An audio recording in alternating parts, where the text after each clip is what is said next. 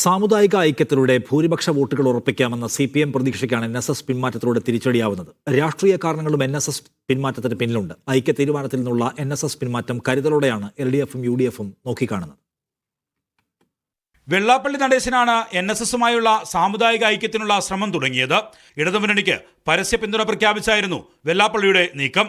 പ്രതിപക്ഷ നേതാവിനെതിരായ സംയുക്ത നീക്കവും NSS SNDP ഐക്യത്തിന് പിന്നിലുണ്ടായിരുന്നു.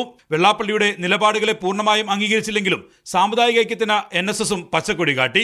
തദ്ദേശ തെരഞ്ഞെടുപ്പിലെ തിരിച്ചടി മറികടക്കാൻ NSS SNDP ഐക്യം ഗുണമാകുമെന്ന പ്രതീക്ഷയിലായിരുന്നു CPM. ശബരിമല സ്വർണ്ണക്കൊള്ള വിവാദമായിട്ട് പോലും ഇടതുമുന്നണിയെ തള്ളിപ്പറയാൻ NSSും തയ്യാറായില്ല. ഇതും CPMന് അനുകൂലമായി. ഐക്യശ്രമത്തിൽ നിന്നുള്ള NSS പിന്മാറ്റം CPM പ്രതീക്ഷകൾക്ക് മങ്ങലേൽക്കുന്നതാണ്. 9 ദിവസങ്ങൾ മാത്രമാണ് ശ്രമം നീണ്ടുനിന്നത്.